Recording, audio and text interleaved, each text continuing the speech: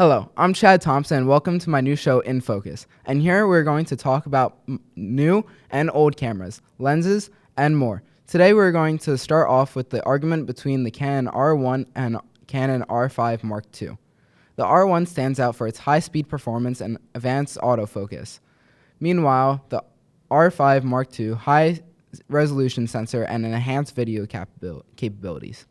So let's get started with the R1. It is designed for still photography, professional photojournalists, and news photographers with a 24.2 megapixel sensor and 40 frames per second, while the R5 Mark II is good for landscape and for sports photography. It also has a 45 megapixel sensor and 30 frames per second. Both are mirrorless full-frame cameras.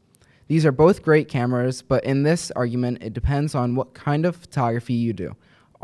The R1 is better for still and wedding photography, and the R5 Mark II is better for wildlife and sports photography. In my opinion, the more popular camera between the two is the R5 Mark II. I have not used either personally, but I am a big Canon fan though. I personally own two Canon 5D Mark IIIs and have used many other Canon cameras, such as the R6 Mark I and II, the 5D Mark III and IV. I've also used a Canon Rebel T7, and they are all great cameras. This is why I love Canon. I am planning on expanding my use of different brands, but we'll save that for another time. For me, I mainly shoot sports, nature, cars, and fun portrait shots. So me personally, I would choose the Canon R5 Mark II because it has been rated for better nature sports and has a higher megapixel sensor, and then it's all up to the photographer. But thanks to the new imaging platform, the R1 and R5 Mark II both feature the latest version of dual pixel CMOS, dual pixel intelligent autofocus. This offers multiple enhancements, including the ability to more accurately track subjects by identifying the face and upper bodies of players and avoiding obstacles or other players.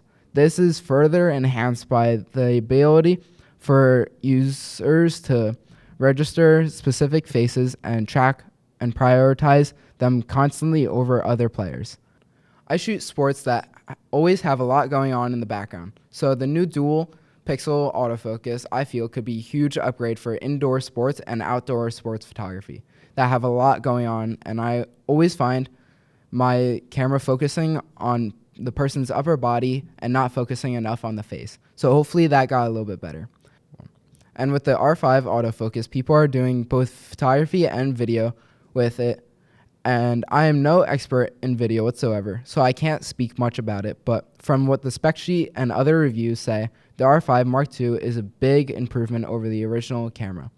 This is because for excitement, of course, people who are doing both video and photo are able to shoot in much higher quality as well as higher frames per second. I've read a lot of comments on the R1 and R5 Mark II, and people have said it's a big budget for work, but not a problem, although the R5 overheats even with better batteries and with even vents by the hand grip. It gets overheated, and for the R1, people are saying it's just a small upgrade from the R3. The megapixels are slightly higher, but the autofocus is the same. But the R1 will definitely bag a few more shots than the R3, as said. And yes, it is the photographer's choice for use of camera, but it is still said by most that the R1 is a photojournalist and wedding camera. There are a lot of arguments about buying them or not, and them being similar, a lot of people are saying not to buy these two cameras, and they are not worth it. And is it really worth the investment?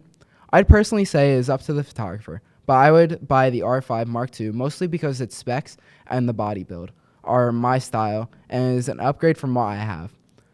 I'd wait for it to be a bit older so the prices go down, and it is currently very expensive for me, and there is no need to have all the brand new cameras when they come out.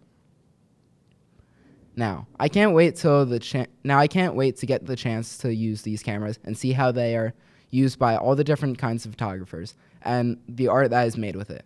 these new cameras, I hope